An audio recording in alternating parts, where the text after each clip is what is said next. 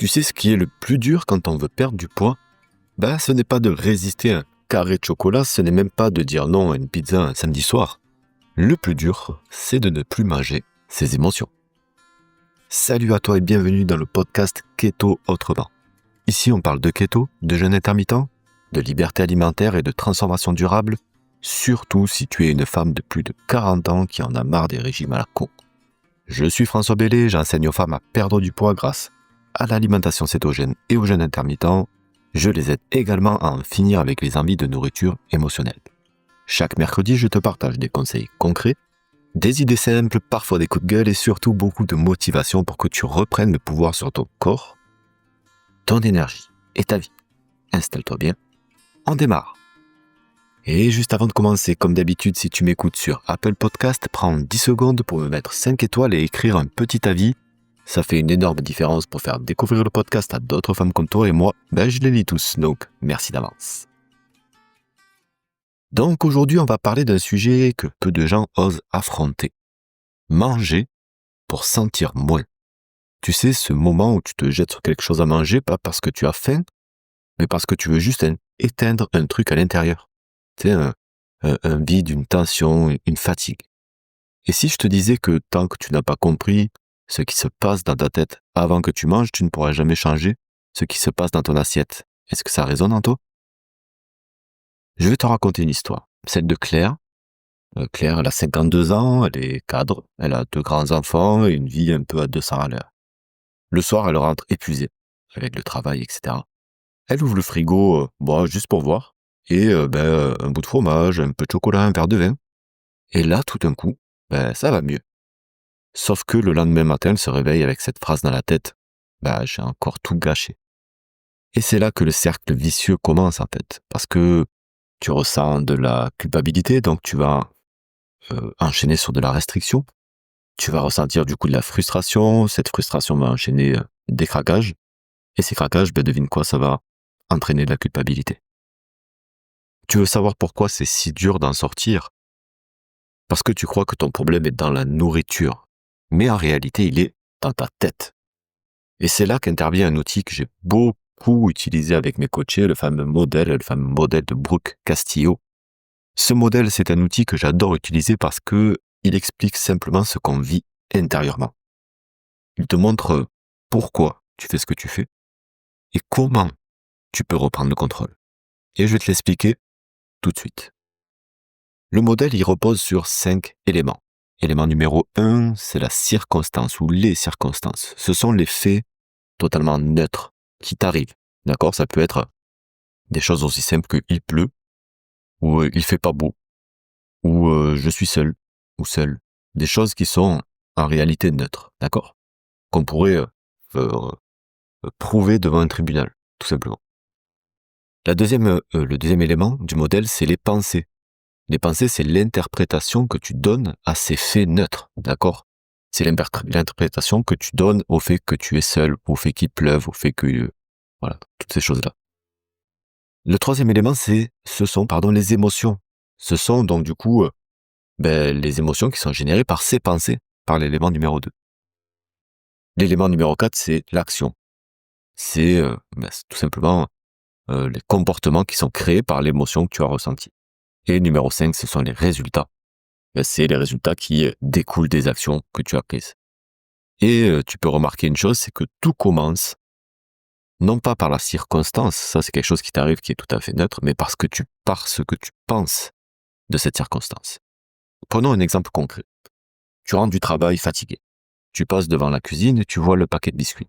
Ça c'est la circonstance, d'accord? Tu rentres du travail, tu te sens fatigué, tu passes devant la cuisine et tu vois le paquet de biscuits, c'est tout à fait factuel et tout à fait neutre en réalité. Ça, c'est la circonstance. Et là, tu penses, j'ai besoin de douceur, j'ai eu une journée horrible. Ça, c'est ta pensée, la pensée que tu appliques à cette circonstance. Cette pensée, elle crée en toi une émotion. Cette émotion, ou ce mix d'émotions, ça va être du soulagement, ça va être peut-être de la lassitude, peut-être même de la tristesse. Donc ça, ce sont les émotions que tu ressens à ce moment-là. Alors, du coup, qu'est-ce que tu fais? Tu manges. Et ça, c'est ton action. L'action qui est générée par ces émotions. Et le résultat, tu te sens coupable, tu te sens ballonné, en colère contre toi, ça c'est le résultat qui découle de cette action d'avoir mangé. Et tu vois un petit peu le paradoxe. Le résultat en fait vient renforcer la pensée de départ, qui était j'y arriverai jamais.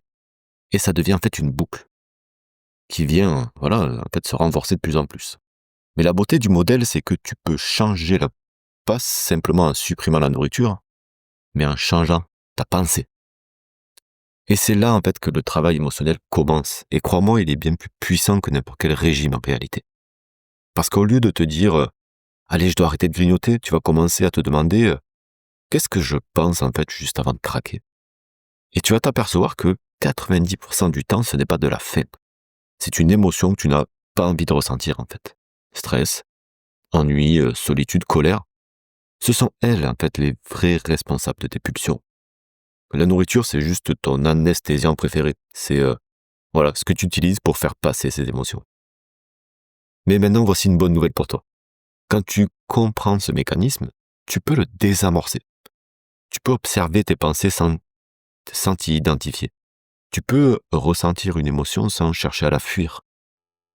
Tu peux traverser le moment inconfortable sans t'effondrer dessus. Et là, un miracle se produit. Tu arrêtes de manger pour te calmer et tu commences à te calmer pour ne plus manger. Et ça, c'est exactement ce que je peux enseigner à mes coachés. À ne plus vivre leurs émotions comme une menace, mais comme un signal, comme un message du corps. Ton corps, il ne cherche pas à te trahir. Il essaie juste de t'avertir qu'il y a quelque chose à écouter. Et le keto, dans tout ça, tu vas me dire, le keto te donne un terrain stable. Quand ta glycémie est équilibrée, ton cerveau est plus calme, plus clair, tu n'as plus ces montagnes russes qui viennent tout amplifier. Tu peux du coup travailler sur l'émotion et pas contre elle. Je peux te donner un exemple vécu avec une de mes coachées qui s'appelle Sandrine, ou s'appelait Sandrine, c'était il y a quelques années maintenant. Chaque soir, elle avait cette habitude de grignoter du fromage, c'était toujours à la même heure, vers 21h devant la télé. Et elle m'a dit, je comprends pas François, j'ai dîné, ok, je faisais keto, j'ai pas faim, mais je peux pas m'en empêcher en fait. Du coup, on a décortiqué un petit peu la scène avec ce fameux modèle. La circonstance, c'était, elle est seule devant la télé. Circonstance tout à fait neutre. La pensée, c'est, la journée est finie, j'ai que ce moment pour moi, en fait. Tu vois, ça, c'est vraiment ce qu'elle se disait à ce moment-là. L'émotion, c'était, ok, de la détente, mais surtout, en fait, un vide. Et elle venait combler ce vide, en mangeant. Ça, c'était l'action, et le résultat, elle s'endort, généralement, un peu lourde, frustrée et culpabilisée, parce qu'elle sait très bien qu'en fait, elle s'est gavée de fromage à ce moment-là, et même si elle est dans du keto, elle sait que ça vient l'empêcher d'avancer dans ses résultats. Donc on a juste changé la pensée en fait. Elle a remplacé par je n'ai que ce moment pour moi, par je mérite un moment pour moi, sans me faire de mal. Et là, son action a changé. Et au lieu de manger, ce qu'elle a fait, c'est qu'elle a pris un bain, tout simplement, où elle s'est mise à lire peut-être un petit livre. Et petit à petit, en fait, le besoin de grignoter a disparu.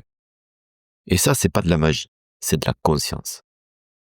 Et clairement, tu peux faire pareil. Tu peux, dès ce soir, appliquer le modèle à ta vie. Quand tu sens que tu veux manger alors que tu n'as pas faim, écris. 1. Quelle est la circonstance? 2. Quelle pensée traverse ton esprit à ce moment-là? 3. Quelle émotion ressens-tu? 4. Quelle action fais-tu?